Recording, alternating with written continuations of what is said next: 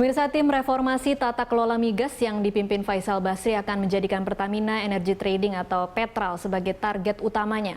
Banyak hal yang dinilai janggal dalam pengelolaan Petral oleh Pertamina. Misalnya soal pola pembelian melalui broker atau trader dalam pengadaan minyak mentah dan BBM jenis premium. Pembelian tidak langsung itu diyakini lebih mahal daripada pembelian langsung kepada produsen. Kondisi ini menjadi penyebab tingginya biaya pengadaan yang secara otomatis memberi kontribusi bagi mahalnya harga minyak di dalam negeri yang berakibat pada beban APBN. Mengapa hal itu bisa terjadi? Benarkah ada mafia migas yang bermain di Petral? Lalu akankah tim reformasi tata kelola migas mampu untuk mengungkap sengkarut Petral? Kita akan membahasnya bersama anggota tim reformasi tata kelola migas Joko Siswanto, dan nanti akan bergabung pengamat perminyakan Kurtubi. Saya sapa dulu Pak Joko. Selamat sore Pak Joko, terima kasih sudah hadir. Iya, Pak Joko, kalau boleh tahu sejauh ini apa saja yang sudah dilakukan oleh tim reformasi tata kelola migas? Ya, selama ini sudah ada rapat-rapat begitu ya, dan anggota timnya juga terus sesuai dengan kebutuhan, meskipun belum 100% semua anggotanya itu ikut pada rapat perdana. Nah, hal-hal yang sudah dihasilkan, ada beberapa kajian dari tim yang berasal dari perguruan tinggi, ada 3. Nah, itu nanti akan di-share oleh seluruh tim bagaimana pengelolaan migas ke depan ini supaya menjadi lebih baik. Okay.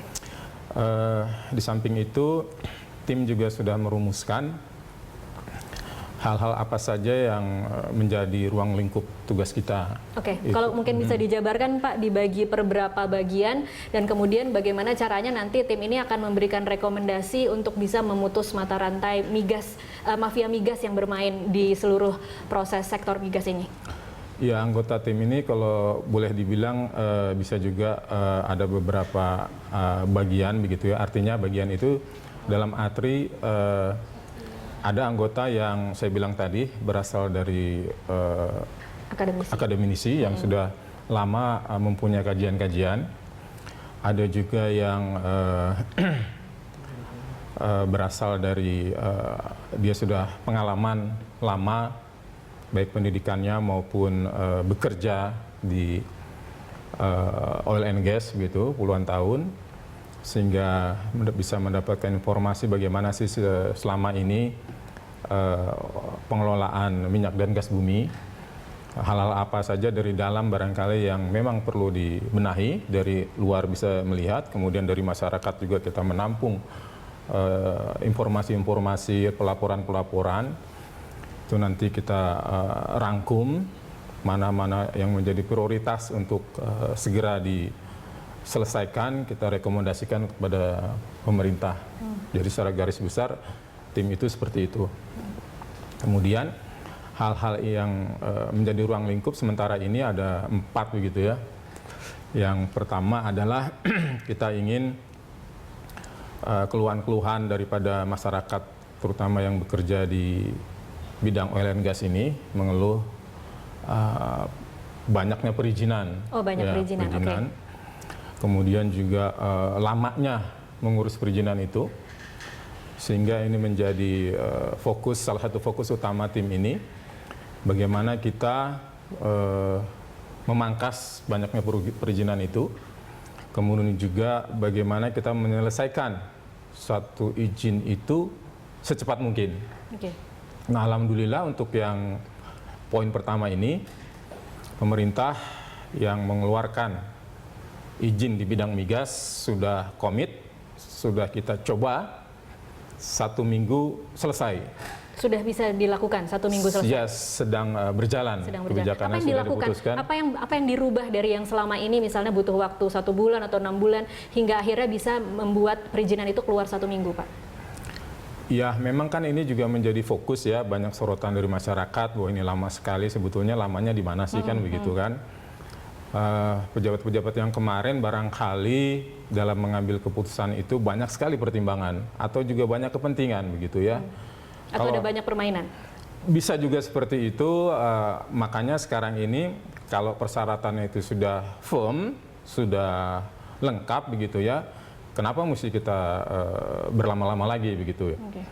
Nah, tapi kita juga tidak ingin bahwa orang-orang yang mengajukan ini juga tidak memperjualkan izin begitu ya, bukan orang yang sembarangan kita kasih izin. Untuk memastikan itu seperti apa dong Pak? Jadi apa ada semacam auditor internal yang akan memantau kerja bagaimana izin itu keluar? Ya, misalnya BUMN gitu ya. Nah, kalau BUMN melakukan operasi oil and gas kan kayak Pertamina, PGN misalnya, kenapa kita mesti mempersulit? Gitu, terus perusahaan-perusahaan besar begitu ya. Yang Tetapi sudah kalau, jelas ya? Iya, perusahaan-perusahaan yang baru, kantornya juga tidak jelas, ngapain kita proses meskipun itu titipan dari siapapun, dari awal kita tolak saja begitu. Kan selama ini begitu, ada perusahaan nggak jelas baru dapat wilayah kerja misalnya, bukannya dikerjakan, melakukan eksplorasi, melakukan produksi, tapi malah dijual lagi gitu. Nanti dia jual lagi gitu. Jadi kapan kita memproduksinya gitu, kapan kita dikerjakan lapangan itu gitu loh. Kemudian para trader minyak misalnya, sekarang jumlahnya ratusan, nggak jelas apakah izin itu betul-betul untuk berdagang yang benar, ataukah untuk sebagai kamuflase saja bahwa dia tuh punya izin, jadi kita nggak tahu dia berdagang minyaknya dari mana gitu ya, menjual kemana gitu ya. Nah itu kita harus seleksi. Kalau perlu sementara ini kita moratorium dulu begitu loh proses perizinan itu. Kalau nggak jelas siapa itu yang melakukan kegiatan itu, ya kita sementara bisa kita. Kalau yang sudah misalnya terlanjur izinnya dikeluarkan akan ada evaluasi juga nggak Pak? Oh ada, jadi ada. Jadi badan usaha yang sudah punya izin ini sedang kita koordinasi siapa saja begitu ya. KPK pun sudah bertanya siapa saja begitu. Nah, apakah dia beroperasi apa tidak? Kalau memang dia beroperasi tidak jelas orangnya, langsung cabut.